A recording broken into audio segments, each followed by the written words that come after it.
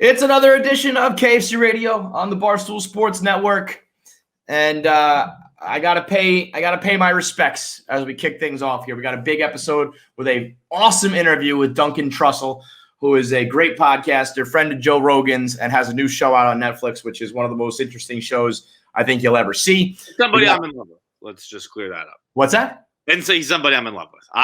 Heidelberg is going to find a way to marry this man. I don't know where Duncan lives. I believe he's from North Carolina. I imagine he lives in LA now. But if I lived anywhere near Duncan, I'd be a hippie in a week. Oh yeah. I'd totally buy into it. It's a shock that I haven't been converted to anything. I don't want to say cult because he's a Buddhist, but like there's a shock. It's shocking that someone hasn't taken advantage of my personality yet. Right. You are right for the picking. You're just like, hey, like give me a couple facts, give me a couple like pros. Don't mention any of the cons, and I will just follow you to the depth. Could get me in a heartbeat. But for some reason, they just haven't tried. Like I watched Waco and thought like they were the good guys. Yeah. Well, that show, that's not your fault necessarily because that show with Tim Riggins, it's now on Netflix. It was on Spike TV.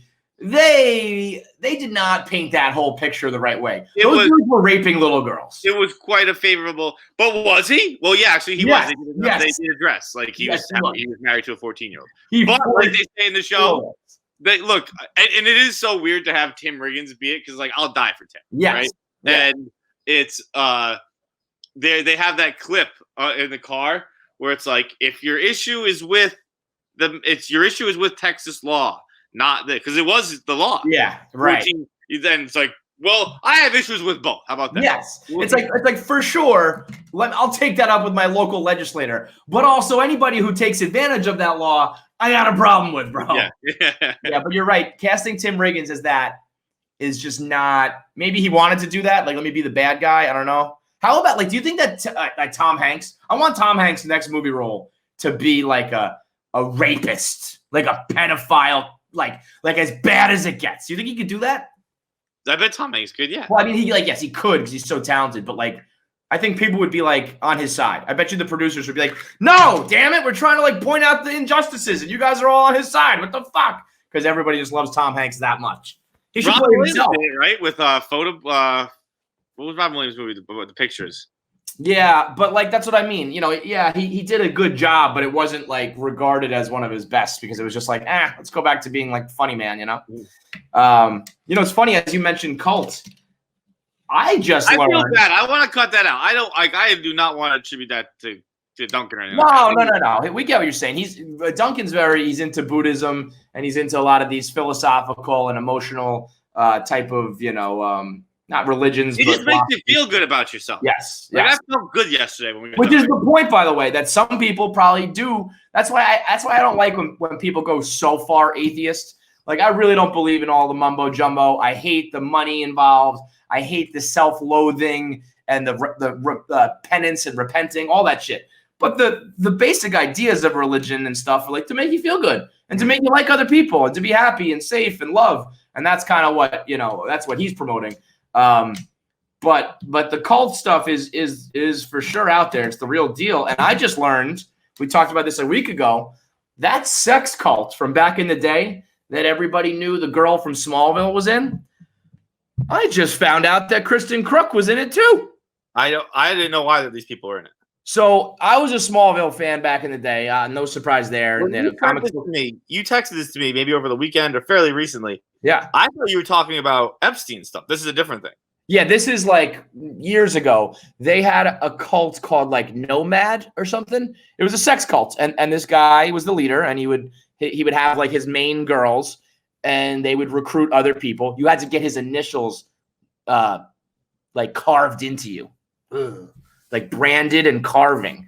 And one of the girls was I want to say Allison Mack or something like that. No, that's a fake person. The real life Alex Mack. Yeah, that's a made up that was made up by me. But all the cults. No, it was Allison Mack. Allison Mack was the blonde on Smallville named Chloe. And she was in this sex cult very famously because she was the right-hand woman. She was like she was the bottom bitch. She was the main girlfriend.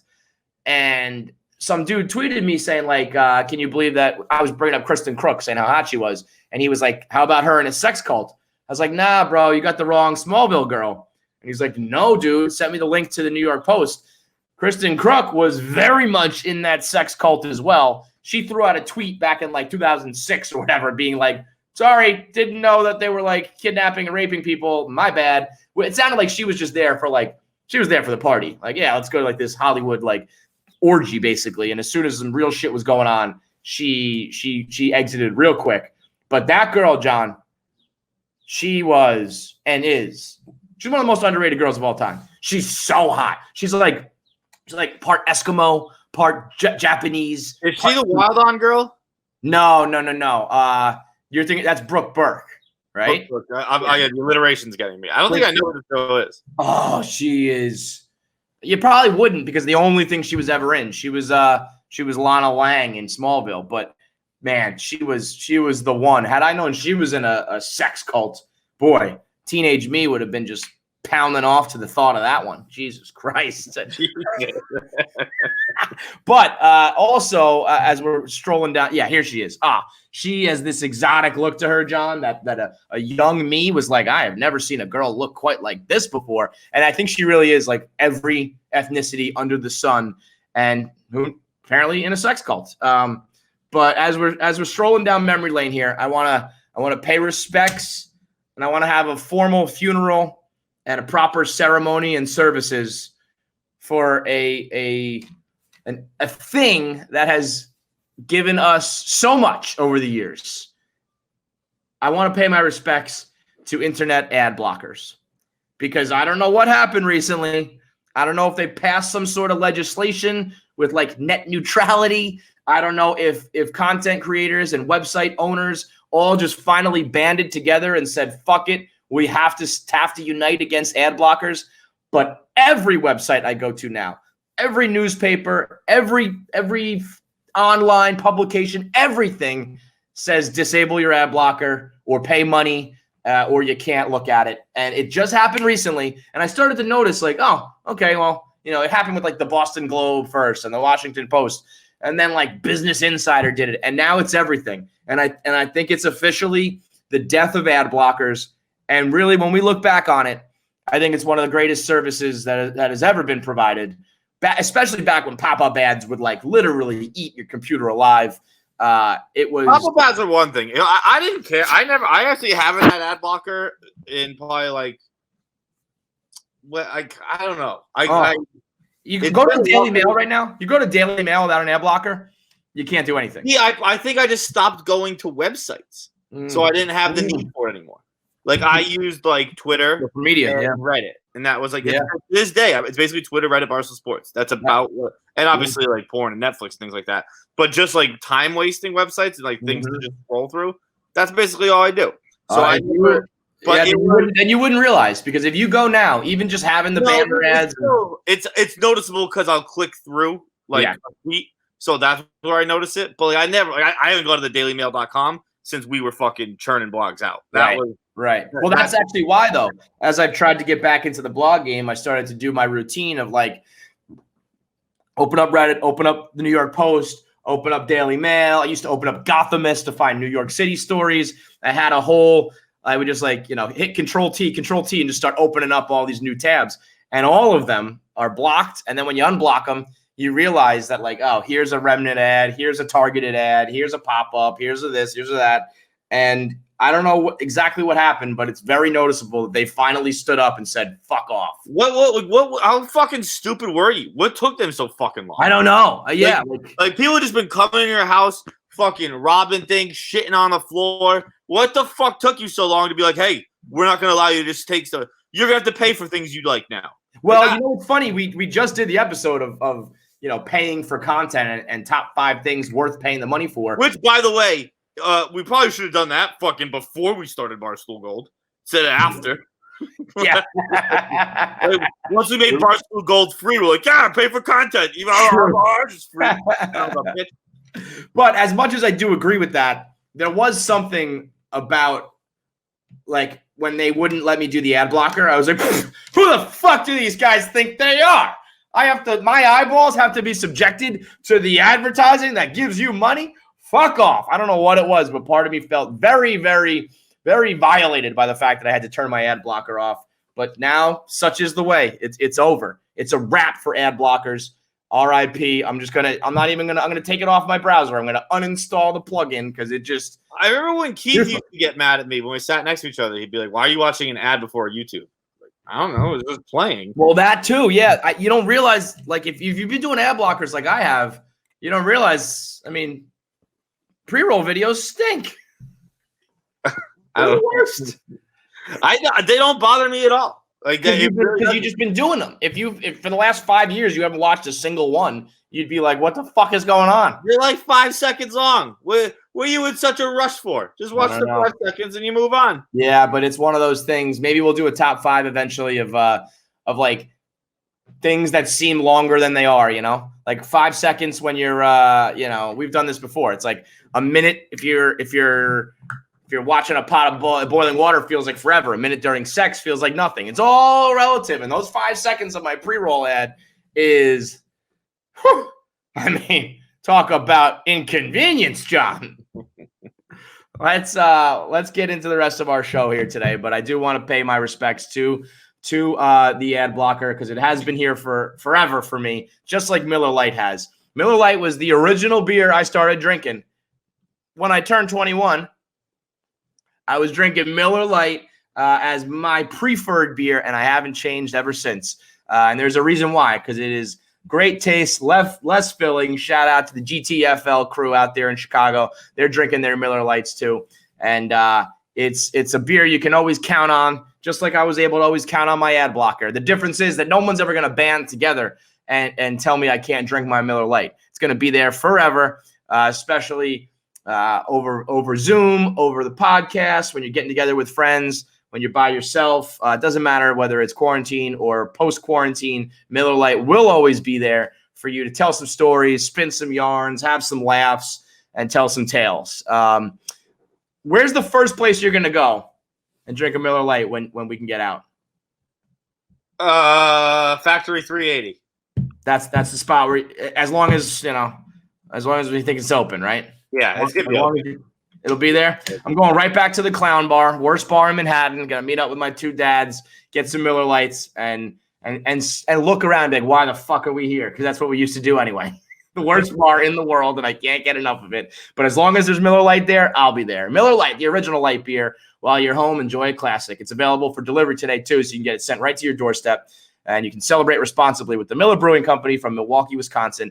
Every beer, 12 ounces, 96 calories, 3.2 carbs. And it's always there for you to have a good time. Dude, when you just said RIP, it reminded me of this blog I'm about to do when we get done with this. Mm-hmm. I sent it in the chat, so copy and paste that link.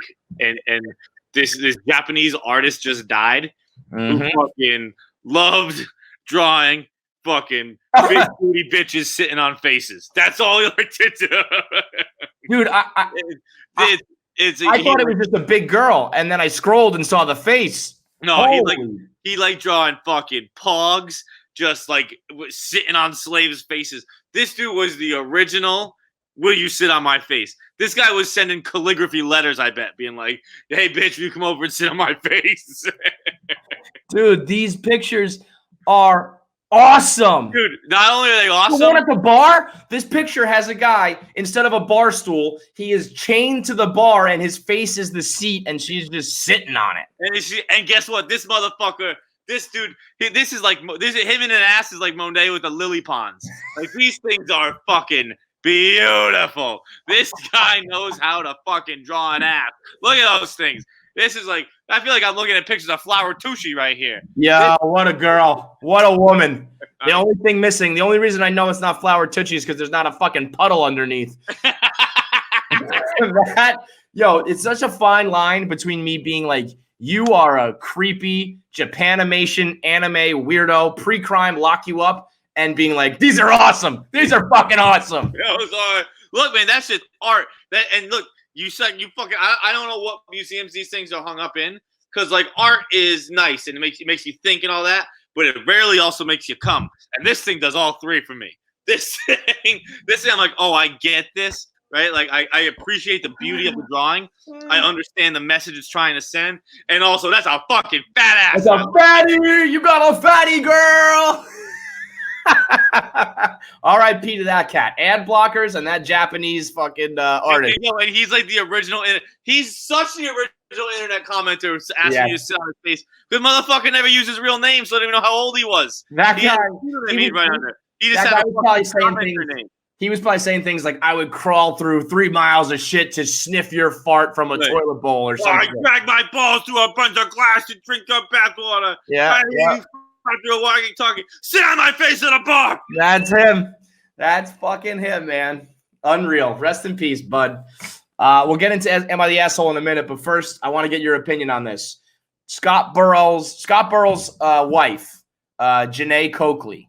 Scott Burrell's the guy from The Last Dance, who MJ was busting his balls, saying he's baby Rodman, he parties so much. And Scott Burrell was very much. First of all, how weird is it that he called him M? It's Michael, it's Mike, it's MJ. It's not just M, but it's like M. My parents are going to see this. Anyway, 20 whatever years later, his wife, she's a anchor and a personality for SNY here in New York.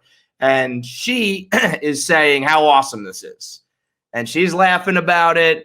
And she's saying, well, I was in high school. It was a long time ago. I think it's cool. You buying that? You think that's true? I'm not buying it. Yeah, I'm not buying it. Yeah, right. Because I wrote the blog. I can get she's probably not mad. Right. She has no right to be mad. No. That's the thing. I think she's mad. I think she knows she has no right to be mad. And so she's not saying anything. But my experience in women, and that's why I wanted to ask you, because I know that I'm a bit bitter and jaded and warped. But my experience with women is it doesn't matter if it's irrational for them to be upset. They're going to be upset. It could happen 20 years ago. They still don't like it. It could happen. She's mad. I think she'd rather not hear it. Yes. It's like fucking your significant other's like a public toilet where it's like, other people have been there before. You just don't want to think about it. Just a note to the fellas out there. Don't ever describe your girlfriend as a public toilet. It's not. That's not like I was talking about me. Like, this has been somewhere else. I know. It's the and in fact that was described to me by a girlfriend, which I was like, oh, okay. That's not great. I had a girlfriend explain that. That's where I learned that. Hey, metaphor was a girlfriend. Babe, I'm like a toilet seat at Penn Station, Yes. I mean, nobody ever has the right to be upset or bothered, but people have insecurities and they don't like to hear certain things. And, she personally, I could see her being like, yeah, I don't know. It's cool. You were running with Jordan and Pippen. But when they get together with a couple other couples for the first time, and the girls are whispering, like, did you hear what Scott used to do in 1998?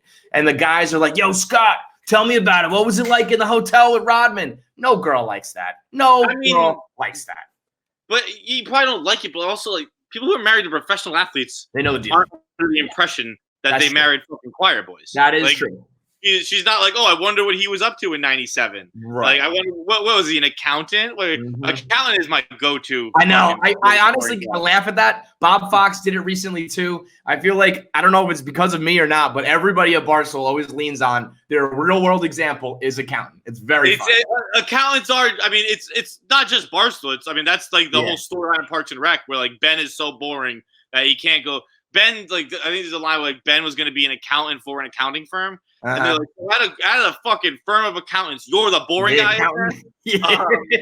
And so I think it's just a regular thing. And I think that's where I got it from, not you. But she gets it. She knows I knew he was rich. I knew he had women who wanted to fuck him. He fucked people. And I think there's definitely. But that's out of sight, out of mind, probably. And then all of a sudden, 20 years later, this documentary comes out. And it's not like he was doing anything bad, but all the headlines are like Scott Burrell fucked and partied. You would prefer, like you said, just that to not be the case. I think it's like if it was him in the club with girls like that, I wouldn't want to see that. Like MJ busting his balls about being out at clubs. Right. Like, yeah, I fucking figured you were out at clubs. Right. It's not, but it's like it's all the fucking stuff we say with Ray Rice, where it's like there's a difference between knowing it and knowing it. Yes. And this, you still don't know this. You just know. You knew it the whole time. Well, but that's funny because one of her comments when they did an interview, she said, first of all, it was like once or twice with Michael, which means there was a conversation that was had at home. Right? What was once or twice with Michael? She said that too. Like her SNY anchor was like, so Janae, are you like, what do you think? And she was like, first of all, it was only like 1 or 2 times that he ran with them. So that means there was a conversation at home. And that means that's what he told her. Like, yo, babe, I don't know, babe. It just happened like once or twice. And then she said the line, I just find it hilarious. And I was like, no, you don't. Yeah. Anytime a girl says that, she does not find it hilarious. It's also like one of those things though, where like, it probably wouldn't be a big deal unless the world made it a big deal. Like if she just heard that herself in a vacuum, she's like, whatever, who gives it? Like exactly. I know you on Michael Jordan's team, but when she's getting 10,000 tweets, it's like now you're gonna make you've infiltrated my head, and now I have to be mad about this because everyone's telling me I have to be mad about this. That's exactly it. It's like the world's telling me to be upset. Her SNY anchor co-host tweeted her like, "Are you okay?" So she was like, "I appreciate the concern." So when people are reaching out like, "Oh my God, are you all right?" It's like, "Oh, fuck. Well, yeah, you're an asshole. You're in the doghouse." You know what I mean? But either way, even if it's just a friendly, like, busting balls and you got to explain your way out of it. And it's not a huge deal, which I'm sure it's not. It's got to be funny to be like, fuck. You had to, like that documentary, you could have just easily left those 10 seconds out and nobody knows or cares. And instead it's a whole thing in your house. Every single day for fucking 22 years, Scott Burrell's been like, God, thank God that fucking footage where I told Michael, don't tell him I'm an alcoholic didn't come out. Right. And today's watching like today's the day. Let's do a little Am I the Asshole? It's brought to you by Cuts Clothing. I'm rocking the Cuts right now. These shirts, they come in Henleys, they come in tees, long sleeve tees, and they all have different bottoms. I love this little logo, by the way. This it's like this little cross. With the two, it's not in the picture, but the 2 pins. Yeah, is that what it is? Yeah. All right, so there we go. And they all have like scoop cut, elongated cut, double hems. They're all very different. They smell delicious too. Sometimes you get shirts out of like from a factory that don't smell too great. Cuts out of the bag. Yeah, they came in this nice box too. It was like very, very nice packaging where it pops open and then it has these like Ziploc bags full of shirts, and they're sharp. They're the type of shirts. That like you can kind of wear anywhere. You can wear them to work, you can wear them to the bar, you can wear them out to dinner on a nice date. There's no graphics all over them. There's no nothing.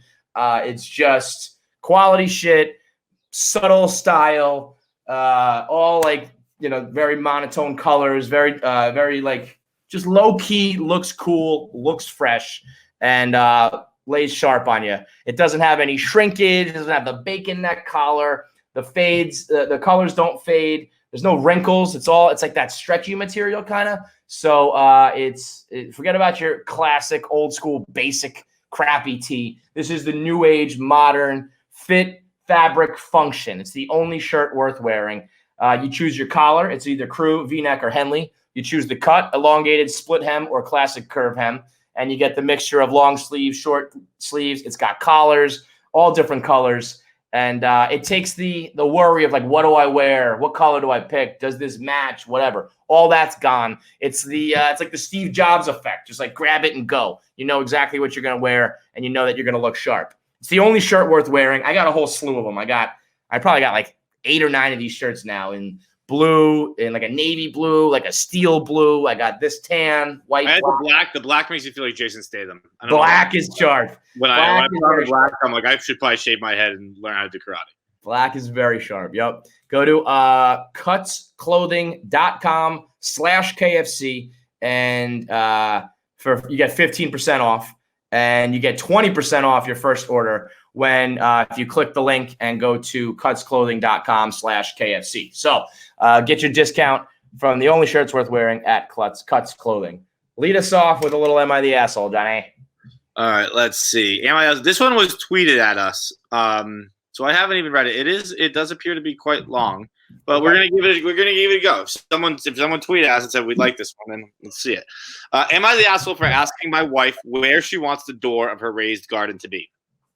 What? So my wife drops $1,000 on a semi-prefabricated garden bed kit. About a month later, it finally arrives, and my son-in-law and I get ready to assemble it. I ask you to show me where she wants it, and we decide on a fairly level piece of ground. I will need to rototill and level it. Fucking good for me for nailing rototill and level it, and then build the garden. Looking at a long day of physical labor for this fat old man. I'm already annoyed that I've wasted over 2 hours in the morning trying to pick up the rototiller I reserved online that no one could find, even though the website showed 2 in stock. Ended up having to drive an hour and a half to another store with 100 people in line to get in. Fortunately, I was able to get the gatekeeper that transferred the transferred pickup order, and I got it home in 10 minutes. A little Shakespearean. Back home, already past noon, finished assembling the rototiller. Asked the wife to show me how she wants the garden situated, where she wants to be able to enter.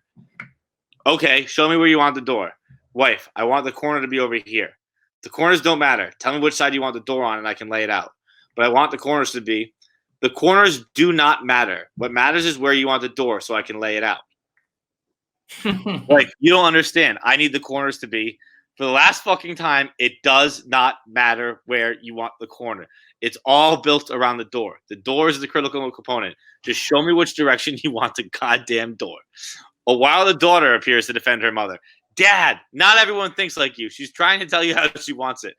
This is not rocket science. If she shows you where she wants the door, the rest will fall into place. All I need to know is where she wants the door. Team up about about me being unreasonable and not listening. Steam coming out of ears. Which part of show me where you need a fucking door do you not understand? Like, I don't care anymore. Just do it whatever way you want. You never listen. Just go do it however you want. Consider tossing my 25-foot tape measure at the wife, but reconsider. And women folk decide the correct course of action is to go shopping. Left me my own devices, I determined the door shall be here and stake it out in an area and break out the laser tape measure. T's and L's and make right angles, spikes, all kinds of shit. By the time I get back, the area has been tilled and the pieces have all been laid out. My son-in-law has placated the 3- and 6-year-olds to the point he can actually help work on the garden, and much progress has been made. Women folk return from their shopping trip, walk over to where we're working, find nothing to disapprove of, and go back inside. Okay, this is awesome because this is relationships. This is marriage right here. The rototiller, the corners, the door, the $1,000 garden, all of it. Because first of all, this guy wants no fucking part of any of this. He doesn't want the garden. He doesn't care about the garden. He probably certainly doesn't want to spend $1,000 on the garden. He just wants to get this done. I think he is the asshole. I think he is too, because guess what? I don't understand why the corners don't help. Well, that too. I'm going to take him at his word. I'm taking him at his word that the door is what matters, because I don't get any of this. I'm not sure. But even if he's right and the door is what matters, there's a difference between being correct and being the asshole. And there's a million times where you are going to be logically, especially as a man, a zillion times you will be logically correct by asking that question or looking for that piece of information or doing XYZ. But you're wrong in her eyes, and that's just going to be a nightmare for you. So you are the asshole. If your wife is like, I want the corners, and you just keep bashing your head against the wall, asking for the door, you're asking for it. You're just causing your own problems. Just put the corners. I still don't even understand what we mean, but just give her the corners. Just say, okay, corner here, corner there, and just put the door where you want. I don't know, but when you're going against your wife's grain that much, no matter how right you are, you're wrong, and it's only going to be a problem for you.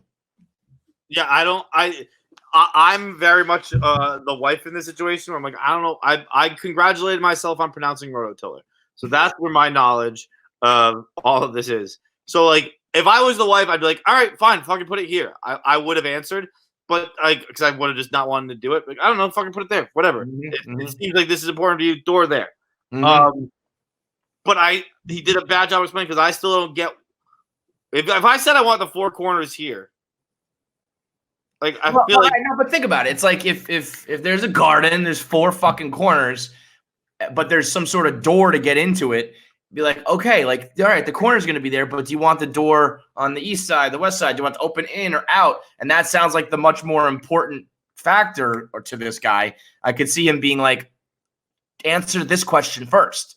But also, it's sometimes it's like you're going to get in the, like I said, I don't think this guy gives a fuck about the garden. So why are you getting yourself worked up? Like sometimes I feel like you'll be involved in a project because of your significant other, or you have to go shopping for something that you don't really care about, and you end up taking an interest in it just because that's like human nature. And all of a sudden you're fighting over something that like you don't care about at the end of the day. So just remind yourself, like 36 hours ago, I didn't even think about this garden. So why fight over the fucking door or the corners in the first place? Also, if you're dealing in a garden, I just feel like there's only one place to put the door. Because they're usually in the corner, right? Can I be honest? I don't know what do you mean door to a garden? I don't even know. I don't know. But like, like a door that you walk into? I guess so. Yeah. Fenced off. Gardens get fenced off so animals don't eat the fucking. Okay. I was thinking of like pieces of wood in like a square, like a sandbox almost. That's what I was thinking of, like the corners, not like. It's 12 by 6. What's the size here? Oh man, we're so 8 feet by 12 feet. So I just picture it's like one of those little gardens in the corner of a yard that like you grow tomatoes in. You have fences, so but like it's in the corner of the yard. So right, so there's two places the door can't be, right. And then you put it on the skinny side. So, like there's only one place. If I tell you where I want one corner, you should be able to figure out where I want the rest. Yeah, but the problem is. And this extends well beyond construction projects with gardens. Girls will get mad at you for being like the guy who never makes a decision. You know, you always like, it's always what I always have to answer. I always have to pick. It's always what I want. And then the one time that you do pick, you're in trouble because it was wrong. So I guarantee this guy would be like, all right, okay, you want the corners there? I'll put the door on the left side. And she'd be like, why'd you do that? Why don't you put it on the right side? Like, well, you should have fucking told me. I also feel if I'm ever doing anything active, if I'm ever like moving something or doing any kind of blue collar work, I'm the asshole because I'm already in asshole mode because I'm mad I'm doing it. Yes. So I'm going to be an asshole outwardly. Right. I'm mad I'm moving this couch. I'm mad I'm moving this dresser. I'm mad I'm digging this trench. I'm mad I'm shoveling this snow. Yep. I'm angry that I'm doing something that I don't want to be doing. So I'm already in asshole mode. And if you come at me with absolutely anything, you're an asshole back at you. Dude, when my dad would be doing handiwork, we all knew, like, steer clear. Yeah. Like, oh, shit, dad's working on the fucking, the plumbing. Like, let's just go out for the day because he's going to probably beat us later. Yeah, I'm like, when I'm doing anything physical, and it's not often, but if I'm doing something, I'm like a gas station where the truck has crashed into one of the tanks. So gasoline is spilling, and then the gas vapors are filling up the air. So if you're lighting a match within a mile of this place, it's dangerous. Boom. Yep. It's not a short fuse. It's the fuse has become aerified and is now just a distant sound could fucking make this explode. So I'm the asshole. All right, let's go number 2 here. We got 3 good ones for you. Oh, fuck. Did it close on me? Hope I liked it.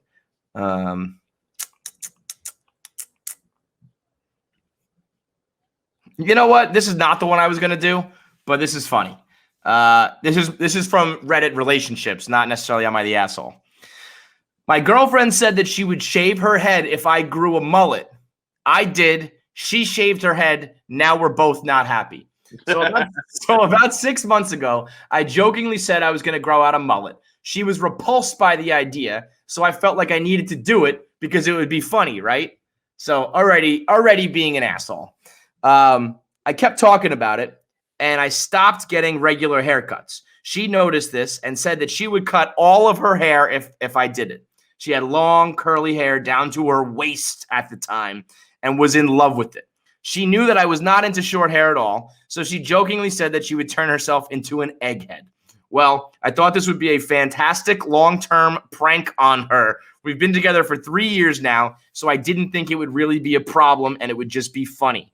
I knew that I could just cut my hair and get rid of it. I was only planning on keeping it for a day anyways because I didn't want one. It was just a joke. 2 days ago, I decided to go through with it. I cut myself and I had a full-on Kentucky waterfall. She came over after work and saw it in all its glory. I got the reaction I was expecting. She was repulsed. It was hilarious. She left soon after and seemed genuinely distressed. I felt terrible about it. We talked that night.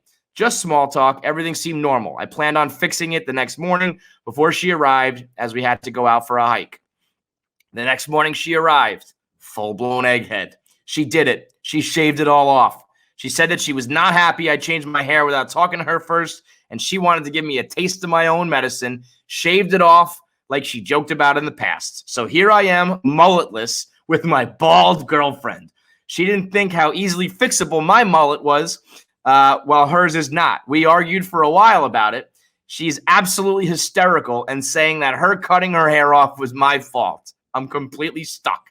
I thought it was just a joke, but now she's saying that I need to pay for a high-end wig, which will cost about $2,000, money I don't have, or that she will break up with me.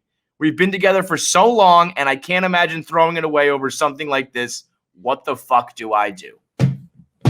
You fucking throw it away for something like this. This is, you throw this away and you throw this away, one of those things on trash day. You put it right on the street. You don't fucking leave it. You don't even let this hang out in the kitchen. You don't let this hang out in the backyard for a bit. You throw this relationship right onto the fucking street. Like in the movies, like an Indian, like a Indian ghetto or whatever, where they just throw shit out the window. Fucking, that's what it is. As the garbage truck drives by, you just throw it in and you pull the lever that compresses it into the truck. You put this shit in the goddamn garbage. It's a fucking wrap, and both of you are assholes. I mean, everybody's an asshole here. I don't think he's an asshole. Well, I mean, like, he's not great. He's not great. It's going to be a funny prank. It's not a funny prank. It's a one-night prank. That's a little fucking funny. Like everyone does that when they cut their hair. Oh, like if I'm gonna buzz it. Oh, I shaved into a mohawk first. Yeah. Like, then you finish it off. Yeah. That's some shit guys have done fucking since we were kids. You cut your hair a little goofy and then you fix it right away. Ladies, you don't realize that you can't do this. You needed to see a fucking doctor or a scientist to tell you that, oh, you can fix a mullet pretty quickly by just shaving it like the rest of the fucking head. It's such an easy fix, and it's crazy to fly off the handle that fast, to go home. Hair to your waist, Kevin. Waist, that's most girls the thing. Hair to their shoulders. Like, waist to your waist is like, that's like you've been working on your whole fucking life. Yeah, you're fucking Rapunzel, and you're gonna go home and bick that shit. She's 22. That means that she like her whole life. She has been growing her hair since she had control of her own haircuts. She has never had one. No, for sure. Maybe one of those like little trims or whatever, they get the split ends. But like, that's some shit you've been cultivating for your life. Like, that's your identity. And because your boyfriend has an easily fixable haircut, you're gonna fly off the handle and shave it. Not cut it, shave it. Egghead, bick it. Fucking put some Barbasol on your head and fucking power wash all the hair follicles off because your boyfriend got a silly haircut for a night. You're a lunatic. You're an absolute nut job, and I can't stand this one. Preach, King. Go off, King. Just kick that bald bitch to the curb and be like, good luck finding a new boyfriend with your fucking egghead. I'm going to be over here with my totally normal haircut, finding a normal-ass girl. Dude, when I finally shave this fucking bullshit facial hair I have, I'm going to do it in funny waves. Yeah. I'm like, oh, baby, I got this little thing for a little bit and this little thing for a little bit. And guess what? By the time I'm seen in public, never mind. It's all gone. Right? It's going to be gone, and I'm going to look normal. Don't lose your fucking mind because I had a joke for a second. Yo, speaking of facial hair, before we get to the last Am I the Asshole, I went out and I bought a bunch of, like, beard stuff. I saw that. I mean, I'm going to use it. I used it the past couple days, but I know after, like, a week, I'm that's going to go. What does it do? I don't know. One is a growth serum. It's like a oil that you put in there. It's supposed to make it grow. One is an oil that's supposed to make it like soft. And then one is like, it looks like It looks like lip balm. It's like a tin, and it's hard. It's like waxy almost. It looks like you would rub your finger on it and then put it on your lip. And you're supposed to rub it in your hands. And these are it's really supposed to be for guys who have like a fucking beard, you know. Yeah. But it's like I put it in now. It feels like I have like wax on my face or whatever. But I'm into the idea of like, all right, I'm a beard. I'm gonna have a beard now. I'm gonna make it soft and like nice. But I know I'm gonna never use this shit. And then there was also capsules that promote beard growth that smell terrible. And I took 2 of them, and every time I like burped, I would like taste it. I'm done with that. If that's the cost of having like a real beard, I'm not taking. It's like the fish oil capsules. No fucking thank you. Last asshole, and then we'll get into our voicemails. What do we got? All right. Am I the asshole for being annoyed by my girlfriend's zest for life? My girlfriend, 29, is a very lovely and energetic person, but sometimes her behavior is really annoying for me, 33. She wants me to share her joy for little meaningless things up to 5 times a day. It's tiring. Yesterday we went on a hike, and she was constantly admiring nature. The grass has reached an impressive height. All right, fuck off. I wasn't going to be. I was going to be. I mean, if you're done. The grass has reached an impressive height. Yeah, but fuck off. Fuck off. These ducks have babies. Look, 3. Nature is healing my soul. Look at this panorama. Breathtaking. She was obviously having the time of her life. I get it. There is a duck. There is some green grass and some hills we were walking on. But the hills are not that impressive, and you can literally see them everywhere in our area. She made 3 or 4 comments about nature, and it always included some imperative look. But I wanted to exercise and get the hike done as quickly as possible. I know exactly where her behavior comes from. Her family does the same. Look, James, the tit found a nest in our tree. These people are British, so obviously they say things like tit and fag. Yeah. Mary, look how delicious your cake and cunt. Mary, look how delicious your cake glazing turned out to be. Delicious. I'm so tired of looking. I'm so tired of it. I don't want to give her that attention. And the mean things she is pointing out don't make me happy. They mean nothing to me. So I guess I was being rude, telling her, please let me walk in peace and stop asking me to admire all this stuff. I don't want to. She didn't take it well, and we ended up being quiet for the rest of the hike. I didn't want to silence her. I'm sorry and apologize, but she was angry. I am sorry. I said sorry. God, these people suck at writing. I am sorry and apologized, but she was angry and avoiding me in our apartment. She said, so what else am I supposed to talk about? And I think she got me wrong. Am I the asshole? No, this guy's not the asshole. If there was different examples, if this girl was being a little more reasonable and you were just being like a fucking down in the dumps, Debbie Downer, pessimistic bag of shit like I am, then you're the asshole. If you know what sold me? That one line, I'm so tired of looking. I'm so tired of it. Because that means this man has not been an asshole for a long time. That means for years he's probably been like, wow, the grass really has grown to an impressive length. And he probably has always really gone out of his way to like, oh yeah, honey, that's incredible. And now he's just at his wit's fucking end. He doesn't care about the grass. He doesn't care about the hills. He doesn't care about the fucking whatever. And I think that sometimes opposites attract. I think that it's good to have a girlfriend that maybe brings you up a little bit. Like I always think of Sebastian Maniscalco's wife. He always talks about his wife in his act and on Instagram. And you know him, he's this like cynical asshole. And she's always very friendly and outgoing. And I feel like they balance each other out. They have this beautiful relationship because of it. I think if you can find that, awesome. But if you're just flat out opposites in this regard, I don't think anybody's the asshole. I don't, you guys are not a good fit. You just shouldn't be together. It's one of those things.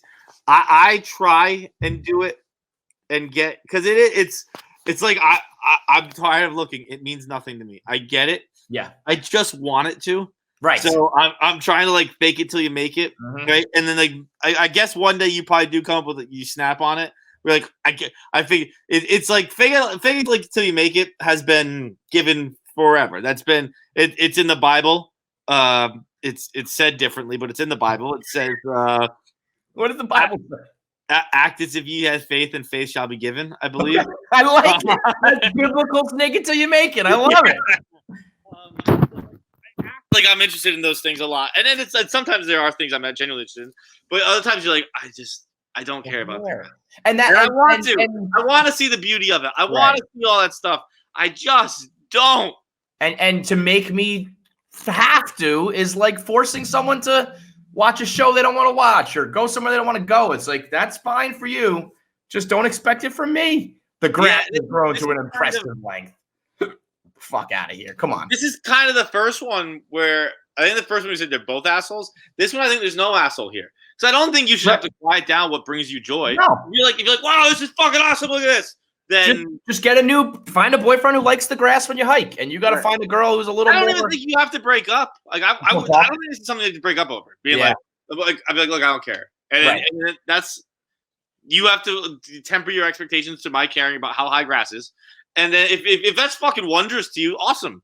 I think you should.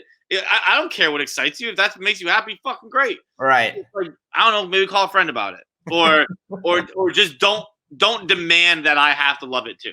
Right. Exactly. I can talk to me about it, and I'll be like, yeah, that's pretty cool, But like, I can't share your enthusiasm. I want to so badly, but I don't have it for you here. Can't fake it. I do, and I also he clarified that the hills are visible from everywhere, so that made it one thing. But like, if you're on a fucking real hike and like you are seeing things that like you don't see, you haven't seen before, yeah. That shit's breathtaking. Yeah, you're gonna remark on it. You're gonna be like, wow.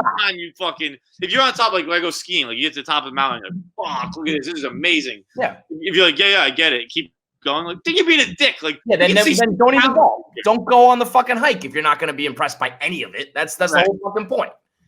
Let's get into our voicemails today. They are brought to you by Cross Rope. Now, Johnny's been skipping rope. Johnny's been trying to stay healthy. He's doing a little jump rope here, and that's what Cross Rope is. They are, right now you can't go to the gym. You don't have access to your big cardio machines. You can't be running. You can't really even be outside. If you go on a run, you got to worry about it. So what better way to stay in shape indoors without having to break the bank or have a big piece of machinery that takes up space in your apartment than doing a little jump rope? Let me tell you about these jump ropes. I have done this every single day since I gotten them. They're fucking awesome, right? It's a great workout. You got just the handles, and you get the ropes in different weights. So it's like you got a 1/4 pound weight. I believe it's a 1/4 pound weight, a 1/2 pound weight, a 1 pound weight, and a 2 pound weight. And then you have like daily challenges where it's like you can do. It'll be like, all right, do 30 seconds with this weight, and then rest for 30 seconds, and then do 30 seconds with this weight, and then do some push-ups, and then do some squats. It's fucking. It takes I'm doing the jump sweat challenge.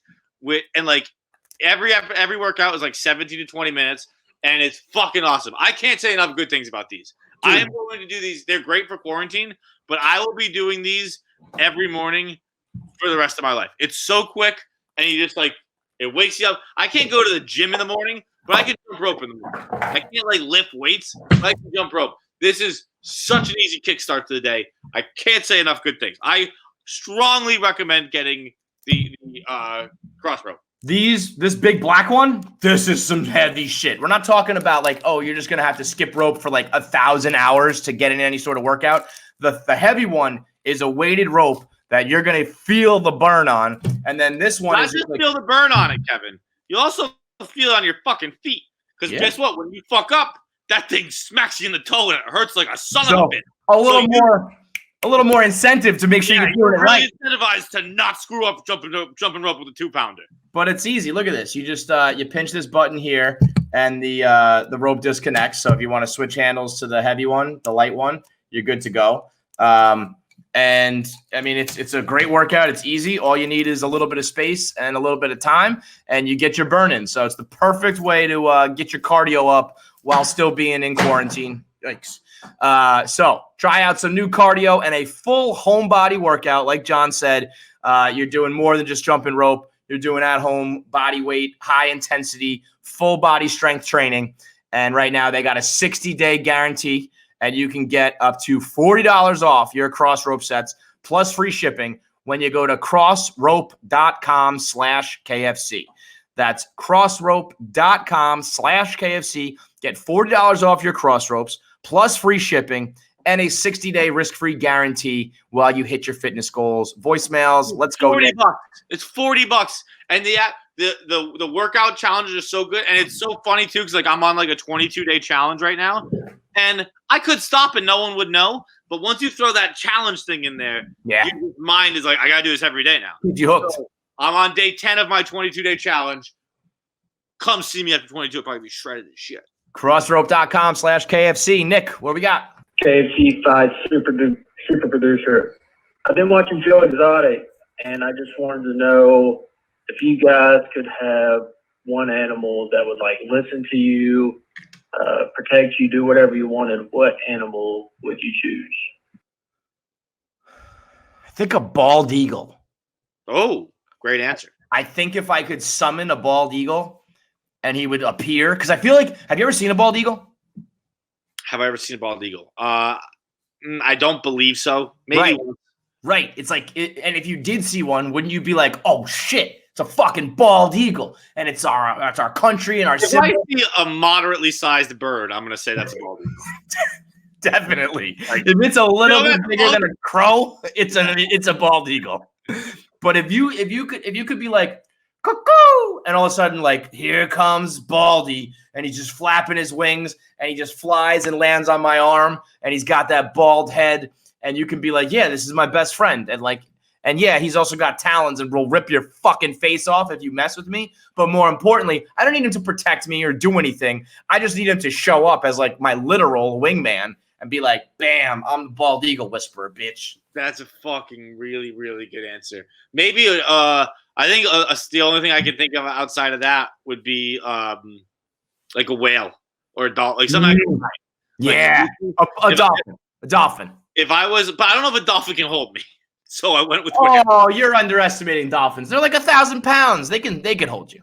I mean, they can probably hold me, but I don't think I would like the visual comparison of me and a dolphin. I'd be like, he's about the same size.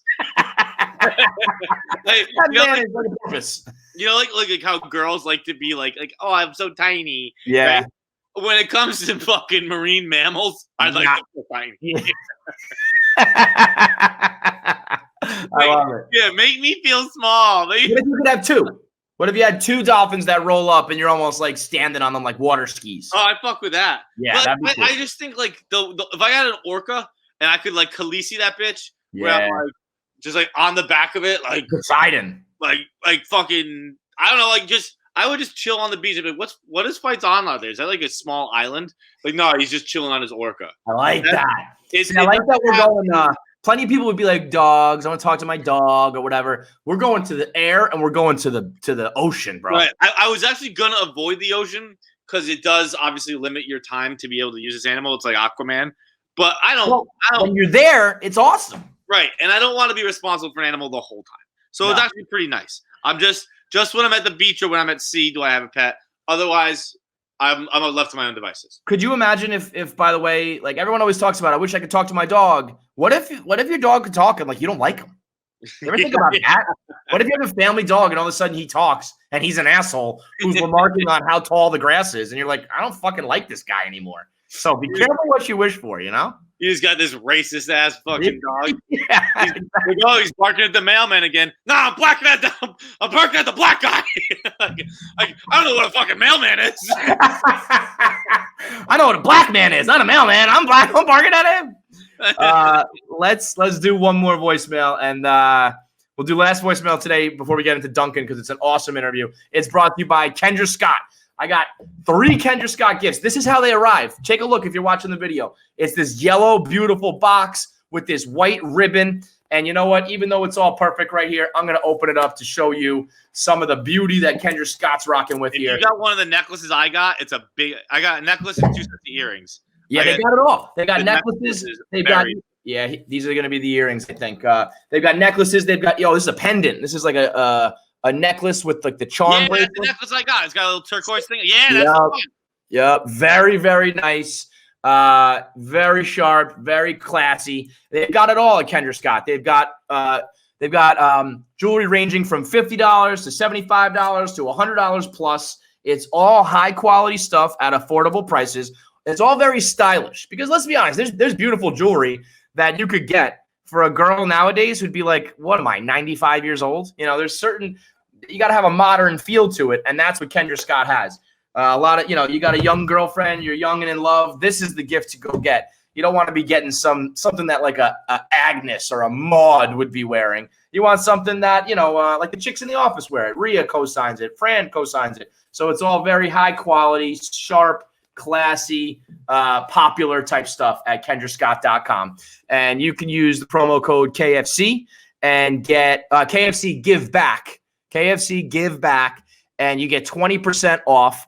And they'll donate all of the proceeds. They donate 20% of the proceeds to Feeding America. So you go to KendraScott.com, use the promo code KFC Give Back. They'll have a stylist help you find out the perfect gift, and they will give 20% of the proceeds to Feeding America. So you're going to be buying Mother's Day gifts for your mom. You're going to be picking up something for your girlfriend, your aunt, your grandma, whoever it is that gave birth. You might as well do it and raise some money for a good cause as well. So go to KendraScott.com, use the promo code KFC Gives Back, KFC Give Back, and you'll get 20% to Feeding America. So do the right thing and hook your moms up on May 8th.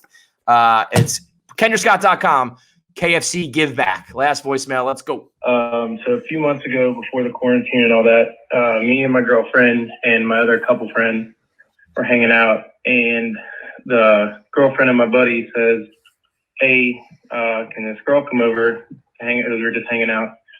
I said, "Yeah, sure, that's fine, whatever." Didn't know her. So she comes over, hangs out, and like 15 minutes in, my friend who invited her says, "Hey, Brittany, tell that story about how you sucked all those dicks that one time." And this girl goes on to tell me that she sucked 7 dicks in one night at a high school party on a lawn chair underneath the deck. So I just want to get your guys' thoughts. You know, what number would you want to be in the dick sucking line, I guess? Viva. Well, you want to be number 1 on the dick sucking line. I think that's pretty fucking clear. Jesus Christ. Now, this actually ties in perfectly to what we were saying about Scott Burrell. You know, are you allowed to be mad about this, John? Wait, he said it was his girlfriend? It was, what was it, Nick? It was a girl at the apartment. I think it was his buddy's girlfriend or something. But let's say it's, you know, a girl you're dating, a girl you're seeing, whatever. You know, it happened in the past. It was not while I was with you. It's not who I am anymore. I'm not going to be able to go to sleep at night knowing that you once sucked 7 dicks in a party. There's a fucking humongous difference between you went to a club. I know. And you sucked 7 dicks. I know. I'm just saying that that you can't use that. Like, there are probably people though who would take the defense you provided for Scott Burrell and they're using it for themselves when they suck 7 dicks at a party. And it's like, oh, no. That's something that kind of speaks to, you know, who you are and your character. And even if it doesn't, even if you were just like, yo, I'm an angel. I just had a crazy night. I'm sorry. I've never done it again. I'll be honest. That's just, I'm not going to be able to get over that. I will always be thinking about how you suck 7 dicks at a party. And even if that's not you and you've totally changed, I can't get over that. I'm sorry. No, 100%. That's crazy. But I didn't catch the girlfriend part. Yeah, I don't know. Nick, what was the story there? Was that just a random girl at a party? It was a girlfriend's friend, got brought over. That's funny then. Yeah. I wish I had a girlfriend's friend like this because then it's always just someone to make fun of. Like, yes, I still have 7 dicks. Like that is. I mean, every time. Could you imagine? Like, I would never not bring that up. Be like, let's go to McDonald's. Hey, you want a number 7? Yeah. Like everything. Like, what time's Jeopardy on? 7 o'clock. Everything. I would be mentioning how you suck 7 dicks nonstop, always. Yeah. I mean, you need anything in the kitchen? I'll take a beer, but no thanks on the 7 dicks. Yeah. Yo, that is like if what your girlfriend like wants to be able to have like her friends over the house at all times, suck 7 dicks once in your life so I can make fun of it all the time. This is what a turn this is. Because like if it was my girlfriend, you're right. There's nothing like we're never getting over this. Cannot do it. It's like I don't think anything less of you. Well, I guess I kind of do because I don't want to be No, anymore. you definitely do. And maybe it's not fair. Maybe you want to call it slut shaming. I don't know what you want to call it. And maybe that's true. All I know is I can't date you. That's right. That's fine. I mean, you just can't. If I fucking was under the porch one night and ate 7 vaginas, you should dump me because that's a crazy thing to do. And I'd be thinking, like, did you swallow all of them? Where did they? I mean, I'd have so many questions that I don't. But if it's your best friend, if it's my girlfriend's best friend, complete game changer. I'm gonna like pay my girlfriend's friend to go do this to 7 random people just so I can have that, just to make fun of it all the time. Dude, 7 is enough that like Asa Akira would be like, damn, girl, like you put in work. That's a lot. That's not just like, whoa, you had a crazy night in college. That's like, you probably should be in the business. You should be in the industry because you're a fucking professional slut. Good for her. I don't know. I'm not going to slut shame. You're just not for me. All right, let's get into our interview with Duncan Trussell. My guy. Awesome interview. A+ stuff from a really cool guy who's very different from us. It's like, opposites attract, and if you're sick of all our pessimism and me being old and jaded and bitter, this guy Duncan is a mind opener, and it was a really, really, really cool interview. It's brought to you by Screwball Whiskey. If you're looking to wow all the next participants of your Zoom happy hour, pull out a little Screwball Whiskey. Everybody else is going to be drinking their normal drinks. I'm drinking wine, you're drinking vodka, I got a beer. You will be the superstar when you break out some Screwball Whiskey and people go, what's that? What's that bottle you got there? You go, oh, nothing. It's just the new #1 flavored whiskey on the market. No big deal. I'm just over here having a peanut butter and jelly cocktail with some grape juice and my peanut butter whiskey. No big deal. I'm just over here drinking the sweetest, tastiest whiskey on the market. Ho-hum, just another day here on my Zoom happy hour. You're going to be a rock star. It's for everybody out there who wants to be a little different, who wants to stand out, who doesn't want to be a part of the crowd, Screwball Whiskey is for you. If you're a screwball, drink some Screwball. Right now, not only are they putting out the best flavored whiskey on the market, but they are also helping the community with all their help towards restaurants and bartenders with their Screw COVID campaign. So they're donating $250,000 to the United States Bartenders Guild, $100,000 to the Children of Restaurant Employees, and $100,000 more to the California Restaurant Association, and 1,000 care packages for people in need across the San Diego area. So they're taking all their money and they're putting it towards a great cause while also bringing you a great whiskey. So Screwball, the original and most awarded peanut butter whiskey, is now available near you at 70 proof. It's the perfect shot or the perfect addition to your favorite cocktail. Pick it up at your local store or have it delivered today. Get screwed. Go to screwballwhiskey.com for more info. Enjoy responsibly. Advertisement by Screwball Spirits, LLC, San Marcos, California. Whiskey with natural flavors and caramel color, 35% alcohol by volume. All right, let's dive right into it. First of all, this background you got is awesome. Duncan Trussell's on the show, and you spiced it up for us. You're the first guest with a cool background. This is awesome. I know. What am I going to do? What am I going to do? Come on your show with some shitty background? It's because I'm embarrassed, honestly. The paint in my studio. We just moved in the studio. It's named Quack Quack. Like they left a name of paints on the fridge in case we needed it. And the literal name is Quack Quack, and it's Cheeto Orange. Like it's bad. So, and it's not my place. So I didn't want to convey to people that I completely lost my mind during the pandemic, which is why I decided I'd do an oceanic background. I kind of like Cheeto. The backgrounds have become such a clear thing. Like, look, my apartment is just pretty messy, so I'm gonna put like the background from The Office behind me. When you're on in the Zoom calls and the Zoom meetings, you're like, oh, I know, you're just still in bed. That's why you have a background right now. Listen, y'all are doing the right thing. Clearly, I'm insecure. Like that's gonna be the thing. If we stay locked down forever, the backgrounds are gonna be an indication of like someone's like something's off. Why don't you just show what's behind you, man? Who cares? There was a newscaster today who got caught wearing shorts. He had the shirt and tie with the jacket, but then you could just see like a little bit of his thighs, and everyone thought he didn't have pants on. I can't knock that though. Come on. whatever. This is what I love about this is we're all seeing that we're human. You know, the whole thing that we were trying to do. I don't even know what the thing the news was trying to do. Like they were mutating into these robotic beings. And all of a sudden it's like, holy shit, the guy's legs are pale. The guy who's doing the news, he's got pale legs. Thank God, me too. I'm happy right now to have been able to, we're stuck at home and everyone's binging and watching new stuff. Midnight Gospel is, I don't even fucking know the words, man. I want to be over dramatic and call it like revolutionary. I think it's fucking brilliant, dude. Thank you. Thank you so much. How would you describe it? Like, what's your kind of elevator pitch to try to capture exactly what you're doing for the people who haven't seen it yet? Well, the real easy way to describe it, which I don't think does it justice, is if you took if you replace the dialogue with Indiana Jones with podcast dialogue, is the long and short of it. That was like the seed idea. Yeah, that's pretty cool. That's it. But it's not, but then you're picturing Indiana Jones, which it isn't. It's a very psychedelic show that had this, team of just genius artists that all wanted to work with Pendleton. And so we had these amazing animators who all just poured their soul into the thing and created this very psychedelic, beautiful. And I'm not patting myself on the back because I'm a podcaster, I'm a comic. So I can say it's beautiful. And I can tell you the reason it's beautiful visually is not because of me.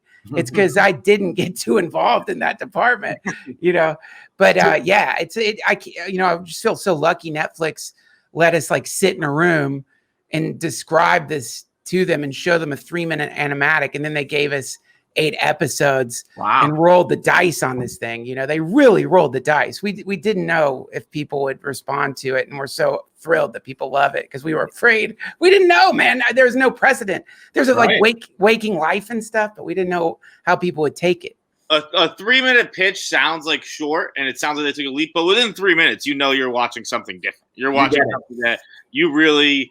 It's hard. It's funny because I always describe myself as someone who doesn't really like cartoons that much, but then I watch a cartoon and I love it. So I think I just don't give myself the chance. Like I love Big Mouth, I love Midnight Gospel, I love Rick and Morty, and it was just for so long I wasn't used to watching cartoons, so I just said, I don't really like cartoons. Sure. And then I feel like there's almost been a wave of revolutionary and very different cartoons, and I was like, oh, this is incredible. I watched all 8 episodes, and it actually is hard to binge because it is so dense that the topics are so heavy.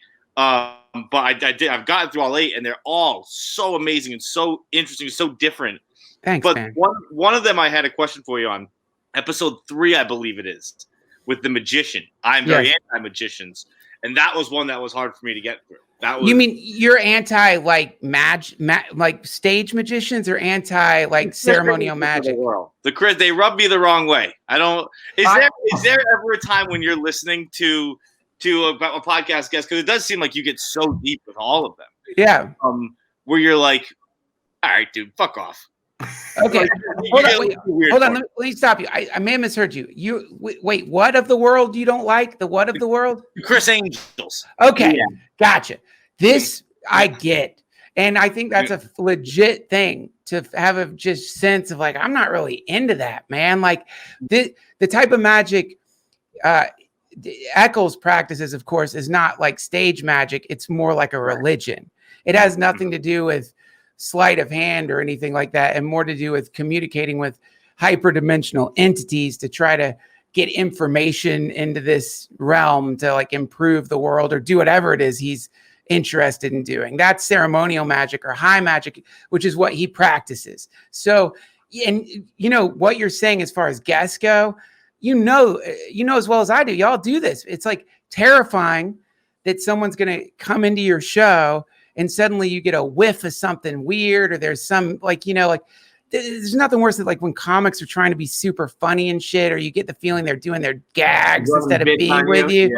Yeah. So with all of people like Damien, or like anytime I've had someone on where there's attached to them something like, well, this guy just wrote a book on how to practice magic in the religious sense or the spiritual sense, there's always a piece of me that's like, oh boy, who am I letting into my house? What's going to happen? And with Eccles in particular, it was I was so relieved to realize, like, oh my God, this guy is amazing. Like, he's so sweet and kind. And not only that, this is me. I'm a hippie. This is the woo-woo part.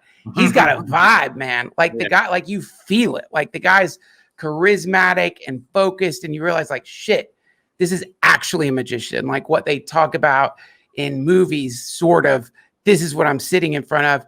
And thank God he's sweet, because I'd hate to be around somebody like that if they didn't have good intentions. Well, I mean, you got a vibe. I feel like Duncan's got a vibe. Like, thank you. Like we're probably, it's all levels. You know, we're me and John are, I don't know, we're just like normal fucking assholes. So we're so far removed from that. So you're like our guy who has a vibe. And even just in talking for a couple minutes, I could tell, like, good dude, nice guy. I like it. I like the whole thing you're putting out there, man. Likewise, you too. Look, and also the thing you just did, that's a classic thing magicians do. I mean, that's one of the first ways you tell. Like, most of them don't even want to be known by that name. And I get it, because it's cheesy, it's silly. It sounds silly, and I get it. It's silly. Magic. What are you, Harry Potter? What do you ride around on an owl or some shit?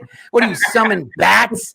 Get the fuck out. You're not, but I get it. But it's actually a really ancient lineage. And it's also something that we do, most people do, and don't even know they're doing it, because they don't call it magic. They just call it discipline. They call it working out. They call it getting better or connecting. And y'all are most certainly high magicians, I'd say. You know, you just don't call yourselves that. And I don't blame you.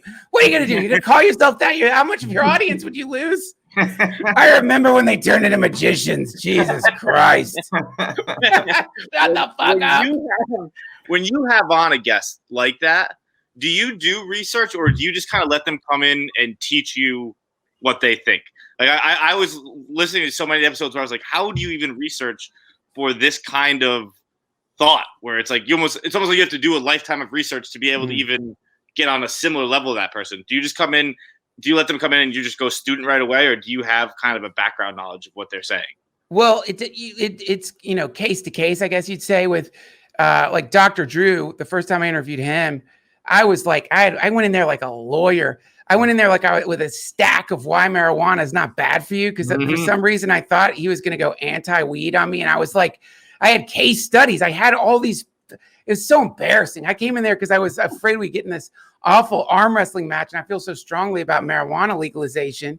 And then I realized, oh, he works with addicts. That doesn't mean that he's like against any substance. He just doesn't want people to hurt themselves with drugs. Right. And on his desk are just like, he's studying medical journals for real and just trying to get the cutting edge data. And his opinion over our friendship has shifted drastically regarding marijuana, not because he's like smoking it or turning into a hippie or it's the age of Aquarius, but because there's more research coming out, and that data is showing that there are some uses for it. And so, with him, I was pleasantly surprised, because as it turns out, he not only is he not opposed to cannabis, he just doesn't want, he loves addicts, and he recognizes a strength in them. And I think that's pretty sweet. With any guests that I have, if I don't know them, I will spend a little bit of time researching them, and then in that space, I'll go full student, which means just opening myself up. So Dr. Drew is episode 1, and I where you're talking about marijuana, and I went into this totally blind. I didn't understand what I was about to watch, and I heard it was a cartoon, and I thought it was like John said, something along the lines of Big Mouth or whatever. And Dr. Drew starts talking, and it's very, I didn't realize I was listening to a podcast. So when I hear Dr. Drew talking very off the cuff and kind of stuttering and stammering the way that we all do when we have a conversation, I was like, wow, this is some pretty good like voiceover acting. This sounds incredibly natural. And then when I realized, when I finally put it together, this is just kind of like an animated visual podcast. And then when you realize that, and then you look at what the cartoon characters are doing, like there's so many levels to it. So when you have the conversation, and then how much you have in how much input do you have on what the animation is, and how do you come up with the idea of like, we're gonna have him picking people off with a sniper rifle and crawling on top of dogs, and zombies are gonna be eating houses and all that kind of shit, because that's what takes it to a whole new level. That what you just said sounds like one of our writing sessions. Like that's pretty much it. Like it's like, is there a way we can make him crawl over dogs? Can we put? This is the beauty of animation, because try to film someone crawling over a pile of dogs or something eating the White House, forget it. But animation, you could do anything. And the what we did is we knew the show was going to be about Clancy's malfunctioning multiverse simulator, and we knew there was going to be apocalypse is happening. And so we had 2 weeks where we just came up with ideas for how the world could end, or some world could end. You know, like, what if there was a world that used meat instead of electricity to light shit? And then what if there were like terrorists who fucked that up, and then the meat flies would come, like in that city, if like the meat stopped flowing, flies would come. And then you just sort of decode and unpack what that would look like if it fell apart. And so that we just came up with these beats for these, you know, the journey that Clancy was going on with his guests. And then we took the podcast dialogue and tried to attach it to those beats. Oh, so you're doing all the animation ideas first and then applying podcasts to it? Yeah, that's it. Oh, wow. Yeah. We had a writing room. Guess the opposite. Well, thank you. I mean, anytime any comment is like, this seems like a podcast, I feel like we did our job, because it is a podcast, but we didn't want that to be what we led with. We wanted it to feel like a natural conversation that was happening. And so, but that was really challenging. We showed them 3 minutes on the roof scene. That was our proof of concept. And with the president in 101, that's like three minutes. It's from the desk to when he goes on the roof, and it's funny and it's cool. But then Netflix is like, yeah, well, let's do 8. And then it's like, shit, will this even work for 20 minutes? And that was that first episode was such a challenge, man, because we were having to really figure out, how do you pin podcast dialogue to madness? And how do you do it in a way that doesn't conflict, where the two can, it doesn't take away from it or like convolute it at all. It's separate and so different, but also kind of is very like harmonious in a way, which is, I mean, we've experienced on a very different level. We'll take a highlight from our podcast and we've had someone animate it, but do it very literally. If John is telling a story about one time that he accidentally stole somebody's dog, we have the animation be him stealing a dog. But the idea of taking it and being abstract with it is totally different. But the audience always responded to that. There's something about animations and taking the audio and making it visual that it really hits home with people. And then you did it in such a different way that I think it's totally new. It's very cool.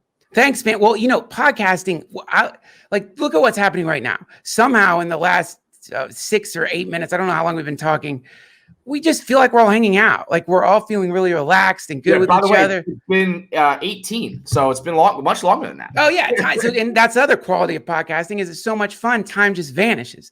But we could just as easily be sitting in one of our homes, getting hammered right now in the day, yapping, and it feels like that. And people hear that. They hear that level of intimacy or connection, and so I think the challenge that all of us have had with podcasting is, can it jump into another medium?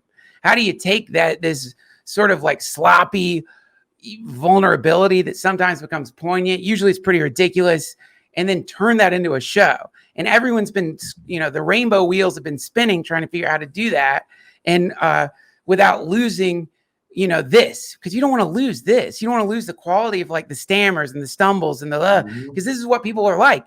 But that being said, you don't want to lose what's awesome about TV, which is that you can't be sloppy or weird like that. It needs to tell a story, And so I'm excited that we got to be a little piece of solving whatever the puzzle is on how to sort of merge mediums, because people love podcasts, but how much do they love them? I mean, when I'm listening to a podcast, I'm usually doing something else. I'm cleaning, I'm zoning in and out. That's the other thing. We wanted people to be able to like zone in and out. We knew I've seen every episode hundreds of times, and I still hear new shit in those episodes that I never heard when I was talking to them.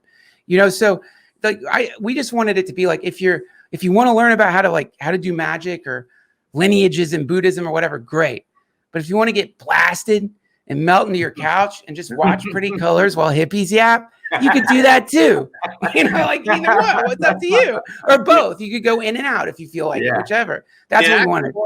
It's actually the perfect. I think you said you're happy to be a piece, but I think you're a huge piece, because you touched on it with podcasts where they're often ridiculous, occasionally accidentally poignant. And I think cartoons is the perfect medium for that, because somehow cartoons allow you to do things that are more real, if that makes any sense at all, where it's like you don't have to operate in actual reality, so you can get ridiculous and then almost more easily make your point. Like in episode 1, the point being made with like there's no such thing as a bad drug, it's just a circumstance. And then what happens once you turn into the zombies is like, oh, this is fucking beautiful. Like this nailed it. This is so great. Cool. And it would be so hard to do that with just actual people. So I think the marriage of podcasting and the cartoons just perfectly highlight the highlights of each other. Yeah, man. I mean, that was the crazy thing about it. It's like when you're merging with 120 people in an animation studio, and I don't know if y'all have ever met animators, man, but these are like spaceship pilots. Like these people are like deep, hardcore, purist punk rock artists. All they wanted, they have like the art director has tattooed on his arm symbols that only animators would know. It's like some kind, it's like a Masonic code, but it's like animation notes tattooed on his arm. They're deep in it, man. So what starts happening is they start hearing things in the dialogue that maybe you didn't hear and pulling it out. Like you're saying, like creating moments that like at least show their interpretation of what's being said. And, sometimes when I'm watching it, I'm like, holy shit, they're like kind of making fun of me right now. Like that was, you know what I mean? Like they're exposing like things in me that I didn't want to admit, but it's obviously right there. That was pretty intense and awesome. And not just that, but there's like all kinds of, in the Eccles episode, there's like people who are into magic for real are sending me images of like magical symbols next to moments in the show. I didn't say put that there. Right. I didn't say like put the Masonic triangle that represents moving through the stages of being a Freemason in the show. I had nothing to do with that. But there it is. Who did it? Yeah. I don't know. There's 120 people on the show. Being able to have an answer for this, but is there anything like there's so much in every episode? Is there anything that's random? Is there anything where they're like, fuck it, just put in an arm falling apart or a coffin becoming 3 coffins and something? Is there anything that doesn't have symbolism to it? Yeah, man. That's the. I'm so glad you asked that because that's the other freaking layer of the show that's cool. You know that thing? It's like you play Pink Floyd "Dark Side of the Moon" to Wizard of Oz, and it syncs up. But then somebody I was talking to said, "Yeah, but if you play it to what's the name? Paul the Mall Cop. What's his name? Paul Blart. Paul Blart Mall Cop. If you play it to that, it also lines up, and it does. Google it. It's like, what the fuck? How is that possible? There's no way they were when they're doing the edit that they're playing Pink Floyd "Dark Side of the Moon," but it lines up, and so those happy accidents, they're in there, man, and and that's to me. I don't know. Only because like I'm not positive what we meant to have happen and what just happened. Well, because you also get to a point where like the viewer is going to give you the benefit of the doubt all the time. It's like once you've established that you're a very artsy, in-depth guy, they're going to think this color means that and this means this. And like sometimes it's just like, I don't know, man, I fucking like purple. So that's why I made it purple. Or I like cats. So that's why he turned into a cat. Or, and that's where you just got to sit back and let it happen. Be like, oh, yeah, it was all intentional, dude. Oh, no, you know what? The meaning, dude. Yeah, sure. I think see, to me, I think it's trippier to be like, I don't know, man. Yeah. To me, because it's like, that seems to be more like what happens when you're making stuff is like, I don't know where it came from. Like I was in the shower, had a weird idea. I was blasted on ketamine. I saw meat rolling through tubes of some alien city. Was that just my brain malfunctioning or did I tune into some part of the universe where that's really happening or somewhere in between? And then you mix everyone in and suddenly you've got like tarot cards. Speaking of magicians, one thing that really annoys me is when someone zings out the tarot cards and they act like the cards are telling the future, and they get all, and inevitably when they do that, you're going to pull the death card and it's going to be awkward for everybody because it's like, oh God, oh no. But really tarot cards are a reflection. They're reflecting you and you're seeing this shit that you don't want to really deal with usually in the tarot card. So you look at it, the symbols in a tarot card, there's so many. Does it really mean anything? No, it's just it does actually, but what the interpretations are so infinite that you're just going to see yourself in it. And to me, I think Midnight Gospel, there's a piece of that in there, which is that you're going to see yourself in it to some degree. And I'm cool. I want it to be a Rorschach ink block test for people. I want it to be a way that you can maybe see shit that's inside of you that we didn't intend. That being said, we intended every single piece of it. So I found myself a lot in the episode with Jason Loeb, Yes. where you guys were talking about really the giving up of hope and how that's like such a great stage of life. Where it's like I think you said I'm no longer in the stage of my life where the Disney chipmunks are singing to me about hope, and I was like, yes, that's the spot to be right there. Okay. See, then you're a Buddhist. That trying to get that idea across to people was tough, man, because I knew how I felt about the idea, but people on the show rightfully were like, listen, man, we have to be careful with this message, because if it comes across that you're advocating for despair being the way to live, or if it comes across that you're telling people who are in a rotten situation not to imagine there's a way out, then that's going to make Clancy look like a depressed piece of shit. And nobody wants to get that data set, man, which for me, hopelessness, the way I see it, is like whenever you have what you want, whenever you've gotten everything you want, you do enter a place where you're not hoping for it anymore because you have it. And so those moments in life where I've been the most happy have been the most hopeless moments, in the sense that hope is, I know I'm repeating the show, but I really believe it. Hope is if you really analyze hope, there's a twinge of pain to it. And also if you're hoping, then you're probably not in the moment. Like if you're sitting with your friends and they're hoping that they can be here or there, they're not with you, and you can feel that, so that's what I meant by hopelessness. And I think hope is very rarely, at least in my life, ever used as hoping for a good thing. You're hoping a bad thing doesn't happen. So it's living in a fear rather than being like, look, whatever happens is going to happen, and I'll just deal with it when that comes along. Yeah, hopelessness is such a inherently viewed as a negative thing, but it really just kind of means you're not desiring other shit. Yeah, that's cool with right now. It's very like let go of it all, right? Yeah, that's what we were trying to get across. And I like that. Because and this is Dante's Inferno. On the gates of hell are written, "Abandon all hope, ye who enter here." And the first time I read that, I was like, Jesus, that's the worst, saddest thing. Now I'm thinking, oh my God, that's the last help you get before you go into hell. Is that message, which is if you can be hopeless here, if you can let go of wanting to be out of the situation, you'll naturally get out instantaneously, and so that was, on the gates of hell are the way to get out of hell instantaneously. It's on the gates of hell, and it's also on the stage as the strippers enter in the classic film Boondock Saints.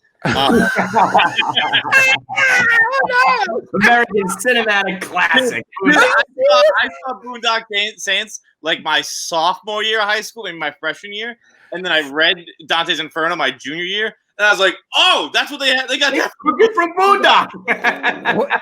Dante went in the future and stole this. Boondock That's hilarious. Is for sure that movie. Every time somebody sees that movie, especially if they're like an Irish guy like me, they're like, "This is the best movie ever. It's a masterpiece." And then later in life, you're like, "That movie fucking sucks." What's that movie about? What's the last sacrament you get? My confirmation. My confirmation name is Connor because it's the guy's name in Boondock Saints. It's sweet.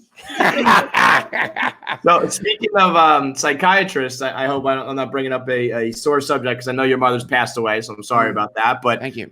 Your mom was a psychiatrist, and you do an episode with her, and it's in the show as well. So it's some very she's speaking very candidly about being sick on the episode, some heavy stuff.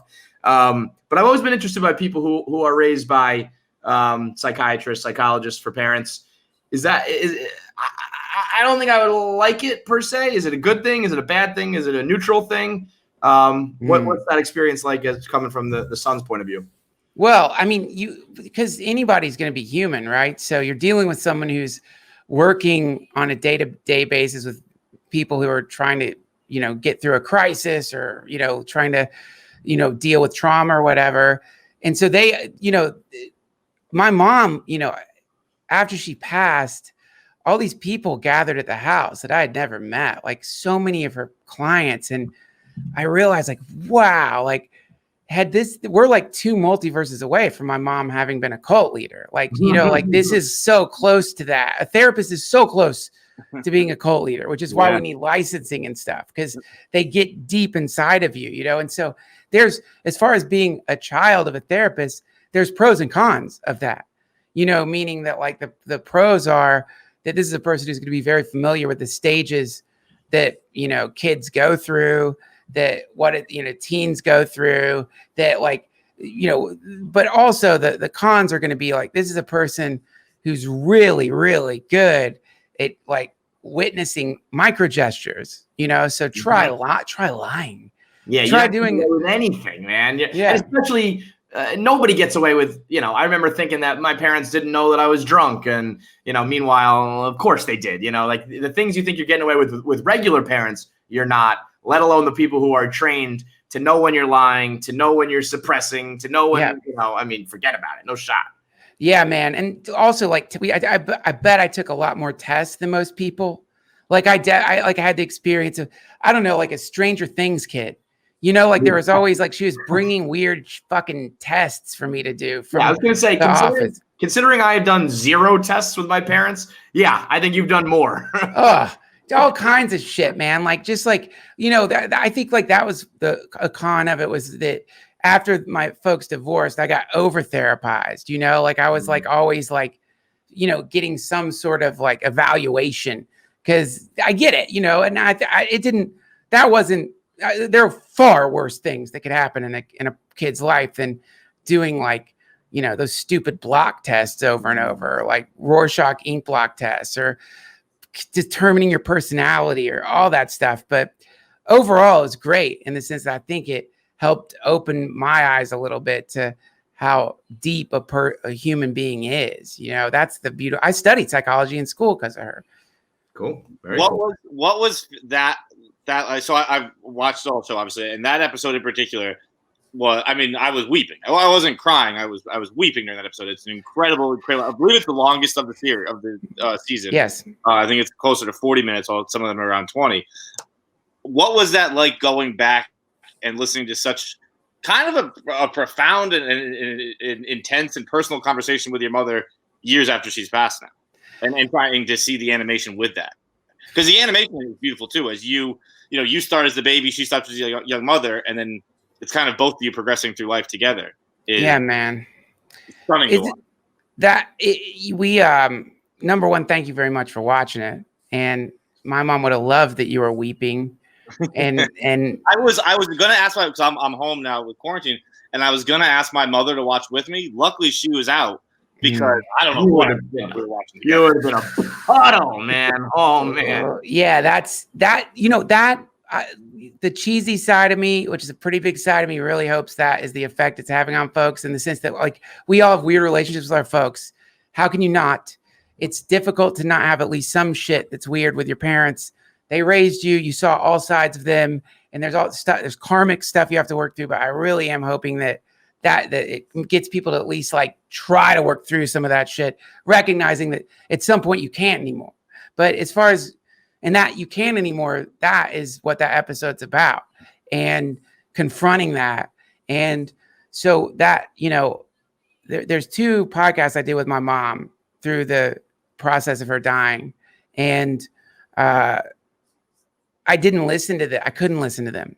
And so that one in particular, Pendleton really loved those episodes. And I knew that like I'd only played the final podcast I did with her once before the show came out. And that was for my wife when she found out she was pregnant. I played it for her so she could meet my mom. Like you see, I'm choking up right now. I'll just choke up. So I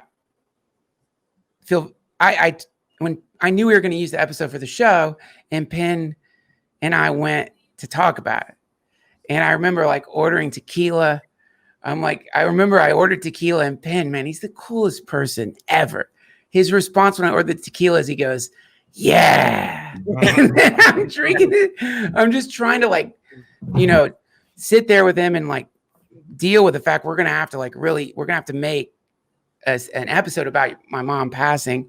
And how are we going to do that? Because what am I going to do? Sit in the in the editing bay, just like crying while people are trying to do like hard edits? No, don't cut that. That meant everything to me or whatever. So we worked out a way that we could do where I could be a little further back from that process. I gave him some ideas that I had to try to symbolize what it's like. Trust, man. That's a lot of trust to put in somebody. Well, yeah. I mean, that's why it's really important that people you're working with, you trust them, man, because Titmouse and Pendleton, by the time we got there, I just realized like we're all synced up enough that, but even then I'm like, fuck, man, I hope I'm not making a terrible mistake. I hope I'm not disgracing my mother. I hope I'm not, but she would have advised that, I think, or she would have said, just trust this. And, like when we were talking, I was saying like, well, maybe there's like a planet that's got a moon and the planet's getting sucked into a black hole, but the moon is dealing with the fact the planet's getting sucked into the black hole, that's what we're all dealing with. And your parents are dying because we're all getting sucked into the black hole, like that's part of it. We're all getting pulled into oblivion.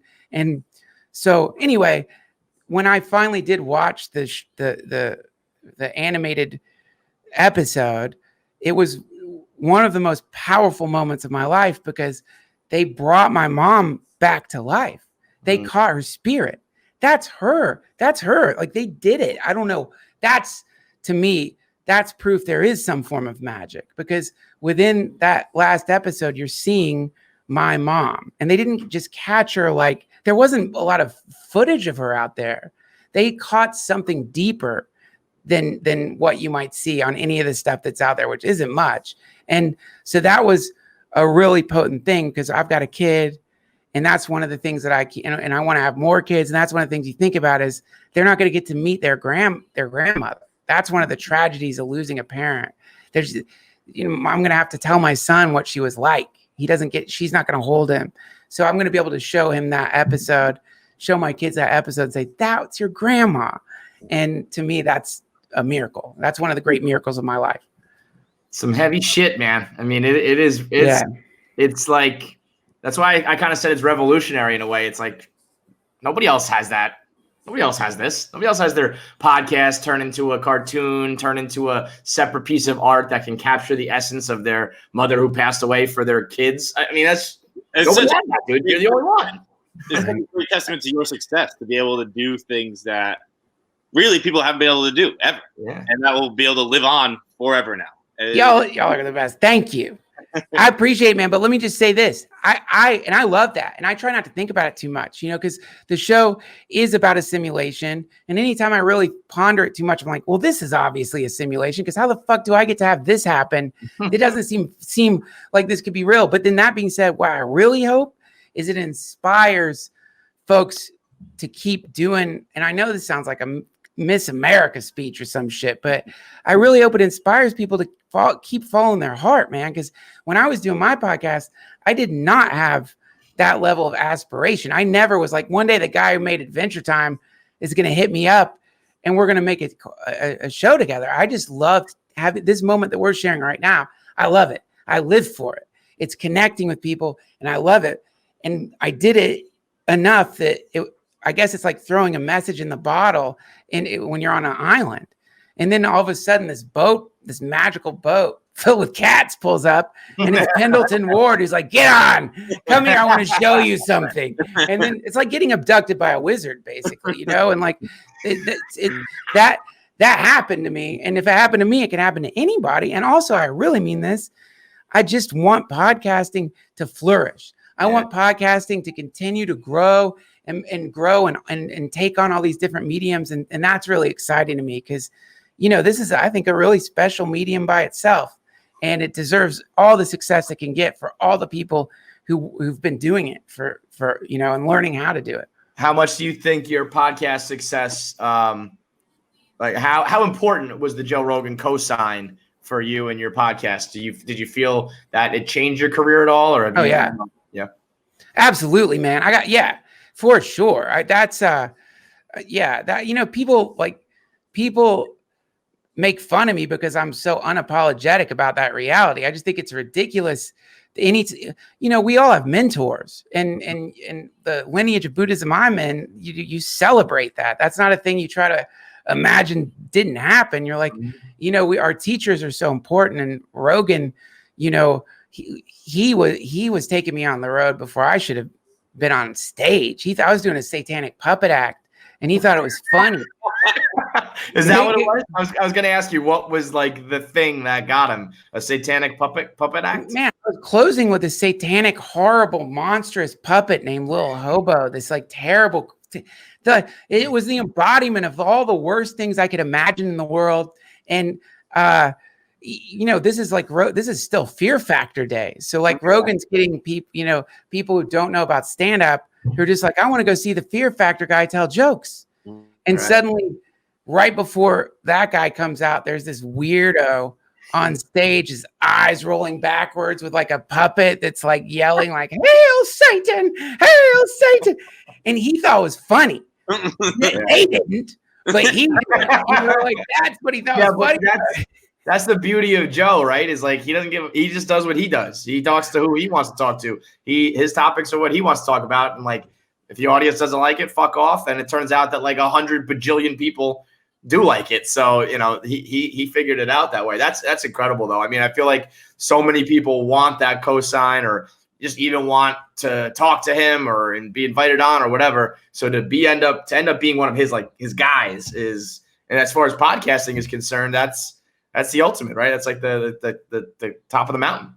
It's bizarre because it wasn't. I mean, I was the talent coordinator of the Comedy Store, and he was just calling, and we get in these conversations on the phone that are identical to what we talk about now on the podcast. Like he would call, he was probably stoned, I was probably stoned, and then we just start talking about like Terrence McKenna and float tanks on the phone. We weren't recording it.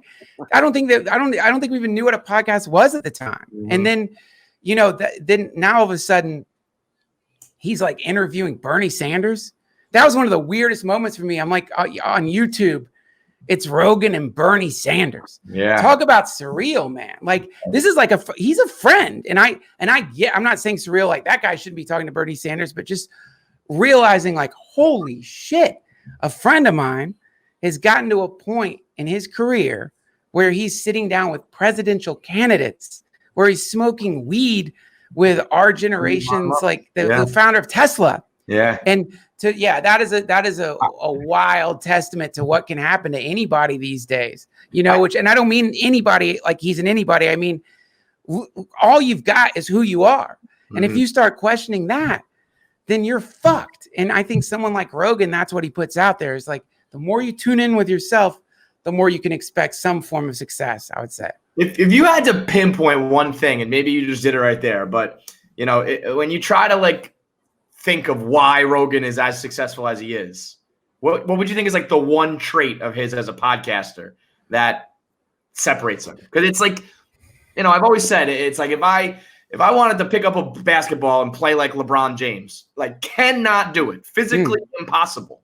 We all can grab a microphone and talk. We all can have a conversation. But yet he does it on like a LeBron James level where it's like, what is the X factor? What is the difference in a good podcaster, a bad podcaster, an immortal podcaster? Because it is just talking, right? So what is it? Well, listening.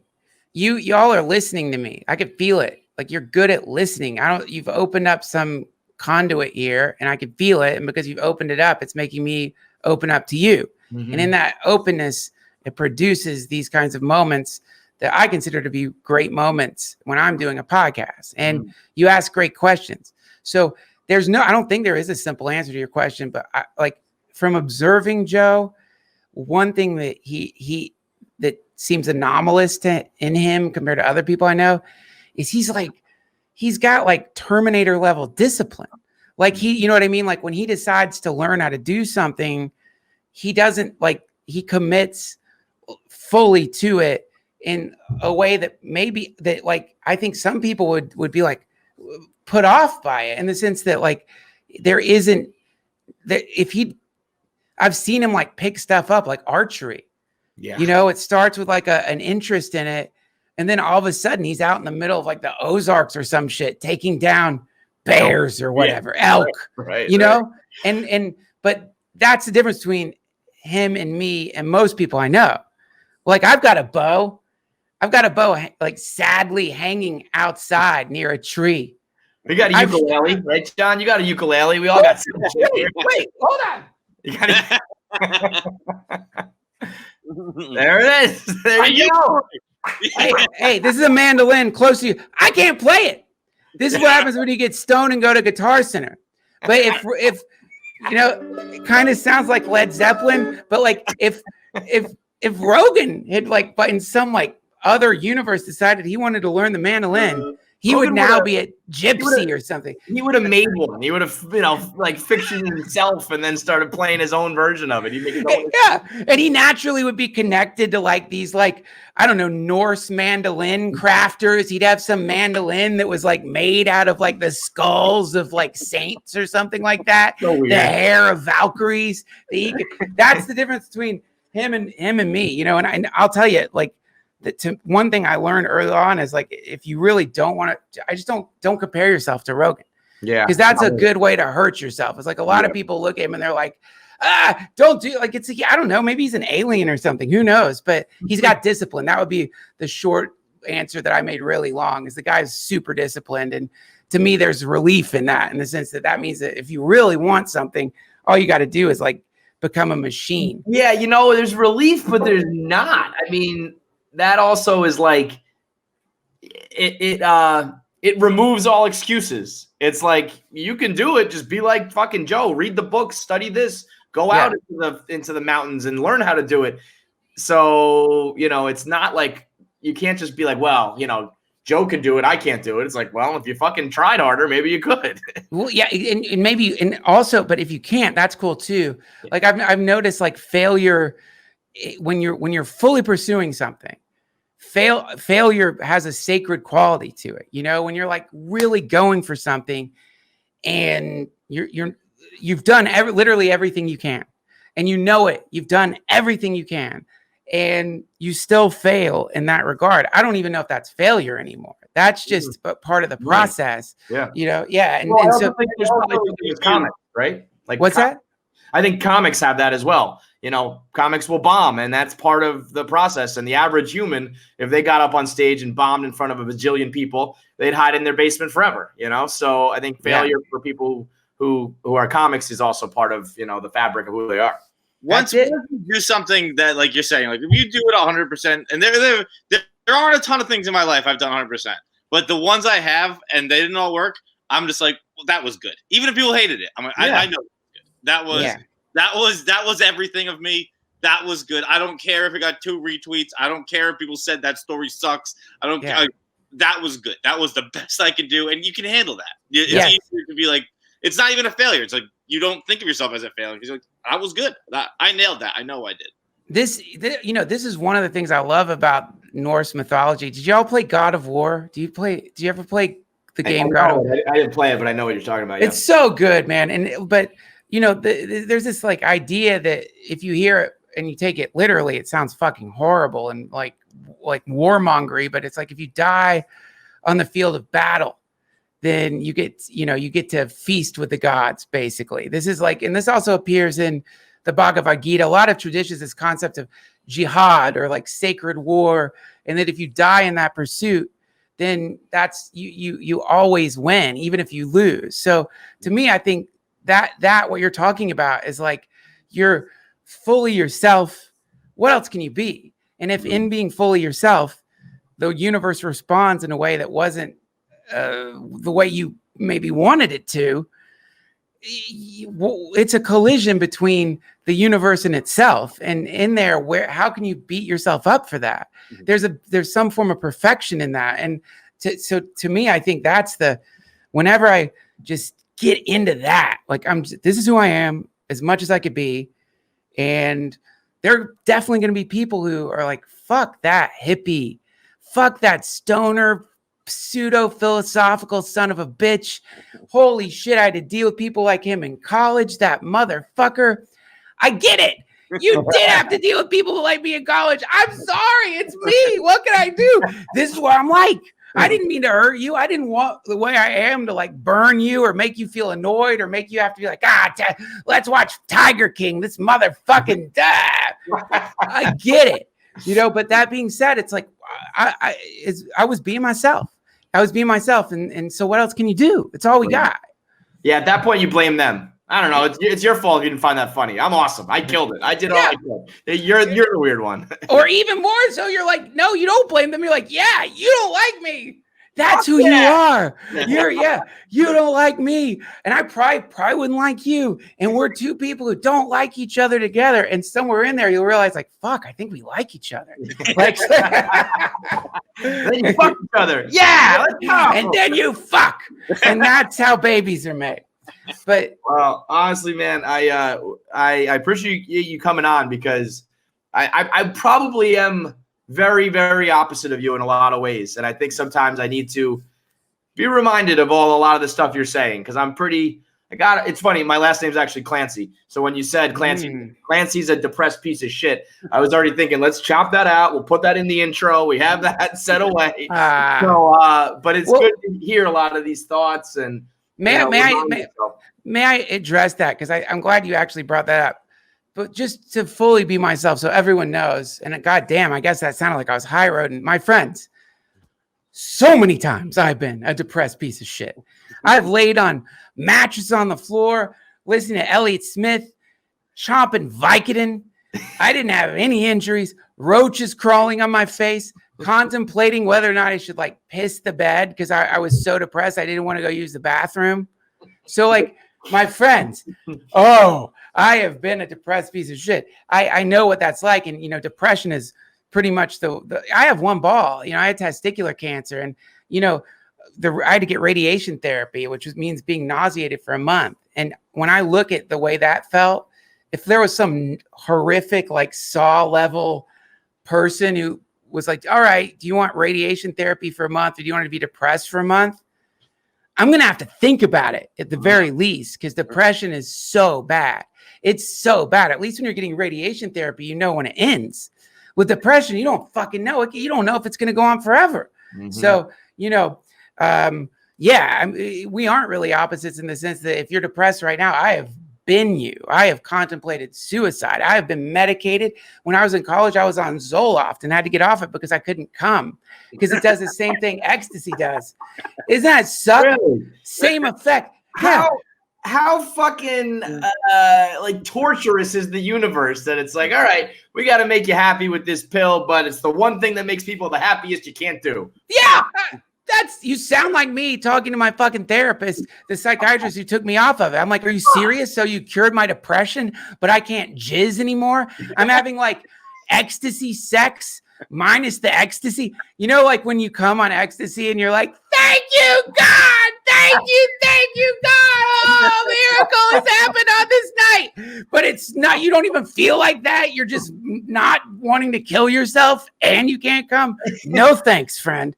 Anyway, I wasn't trying to depress people. I should not use the D word because I'm not depressed, and the people who are have it a lot worse. But just sometimes I'm very pessimistic. My outlook's pretty bleak. Sometimes I'm very black and white or very tangible, and sometimes it's good to think a little abstract and all the shit that you kind of put out there today. So it's good to hear that, and I think some of our audience would appreciate it too. Thank you, friend. We need each other, by the way. Like, watch out. If I'm not careful, man, I'll get in a bus. I'll get in a bus with a bunch of hippies and end up in some farm somewhere, sharing my wife with people in tie-dye. I need people like you to be like, no, you're not getting on the bus, Duncan. Do the ad reads. Make some money, man. That's what we're doing here. We need each other. That's the idea is we're all here to balance each other out so we don't end up on some weird fucking bus or we don't end up on a mattress in the floor, setting our house on fire because a cigarette fell into a pile of our old porn magazines while we were falling asleep on Xanax. We need each other. That was super specific. Yeah, that's happened. That's happened. You are a funny motherfucker, dude. Thank you. So I hate to just sound like I'm ball washing for 40 minutes here, which is what I did, but the show is something. Hate it or love it, I can guarantee many people have never seen anything like it. So everybody go at least give it a shot. I can guarantee you're not going to hate it. Thank you. It's so good. It's so interesting. Thank you. And, especially if you're already listening to a podcast, you're already on board with that kind of shit. Just turn it into a psychedelic cartoon. It's awesome. It's Midnight Gospel on Netflix. You can catch him on what's your podcast name? It's called the Duncan Trussell Family Hour. Family Hour. So catch that, and of course go back and listen to his Rogan appearances. They're all awesome. You're a cool cat, Duncan Trussell. You are too. Thanks, man. Hey, man. Anytime you get. I wasn't fishing for a response like that, but thank you. Yeah, there we go. Let me ball wash for a minute. You can't just ball wash me and I don't get to ball wash back. That's not American. You all are wonderful. And it is a joy to connect with you and be friends with you. I hope we become. I know that I'm in the presence of great podcasters. When at the end of the podcast, it's been an hour. I'm like, God damn it, it's over. Yeah. I want to talk to you from now on. Duncan, y'all are awesome. DM you. I'm like, I can't wait to DM Duncan. Yeah, hey, Duncan, you want to be friends, man? Let's be friends. Yes, friends. Okay, yes. Let's mutually ball wash for the rest of our lives. I'm in. Okay. Hare Krishna. Thank you. Great meeting you. Really appreciate it. Have a good one. Take it easy.